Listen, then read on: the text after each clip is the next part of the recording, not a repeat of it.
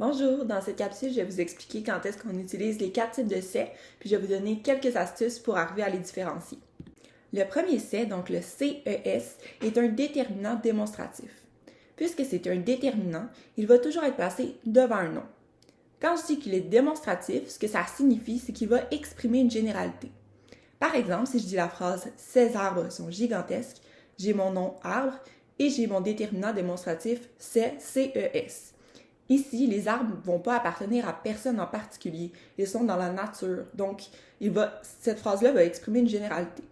Sinon, si je dis ces livres proviennent de la bibliothèque, encore ici, j'ai mon nom livre et mon déterminant démonstratif CES, et les livres ne sont pas la possession d'une personne. Donc, c'est pour ça que, encore une fois, ça va exprimer une généralité. Un petit truc pour savoir s'il faut employer le CES est d'ajouter la après le nom. Par exemple, si je dis il aime ses chapeaux, je peux très bien dire « il aime ces chapeaux-là ». Et ici, ça vient me confirmer que je dois bien utiliser le CES. Ensuite, le SES est lui aussi un déterminant. Ce que ça signifie, c'est que lui aussi va être placé devant un nom. La grande différence avec le CES, c'est que le SES, lui, est un déterminant possessif, donc il va exprimer une possession. Par exemple, si je dis la phrase « Julie a 2 chiens, ces animaux sont bien dressés », ici, les animaux appartiennent à Julie et je veux signifier cette appartenance-là. C'est pour ça que je vais utiliser le SES. Même chose pour la deuxième phrase. Donc, si je dis « Marc pense qu'il atteindra bientôt ses objectifs », ici, je ne parle pas des objectifs de n'importe qui, mais bien des objectifs de Marc. Donc, c'est pour ça que ces objectifs appartiennent à Marc. Donc, SES vient exprimer la possession. Une astuce pour savoir si je dois utiliser le SES est d'ajouter à lui ou à elle après le nom.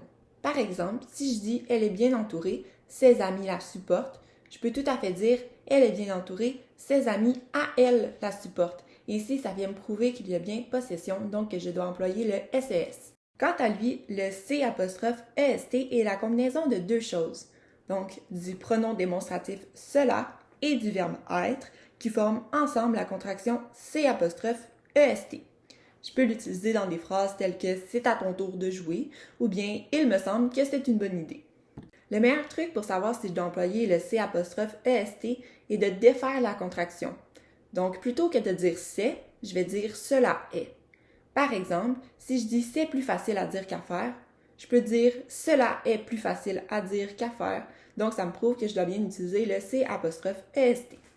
Finalement, le S''EST est lui aussi la combinaison de deux éléments.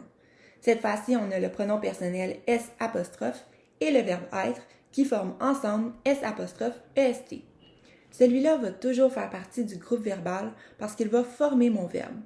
Par exemple, si je dis « il s'est trompé de classe », ici on voit bien que « s'est trompé », ça fait partie de mon groupe verbal parce que ça forme mon verbe.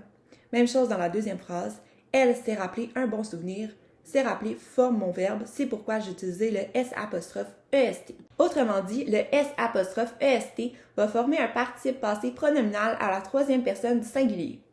Si je dis la phrase « lorsque mon tour est venu, je me suis présenté » et que je veux transformer cette phrase-là à la troisième personne du singulier, le pronom « me » va se transformer en le pronom « S'' et le verbe « suis » va se transformer en le verbe « est », donc « EST ».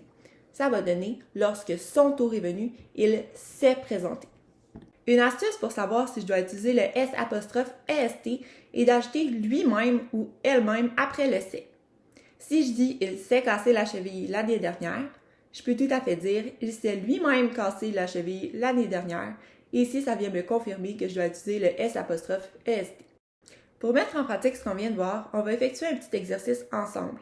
Si vous avez un peu de temps devant vous, vous pouvez toujours faire pause à la vidéo, répondre, puis revenir pour venir écouter les explications. Donc, si je me lance, elle s'est proposée volontaire.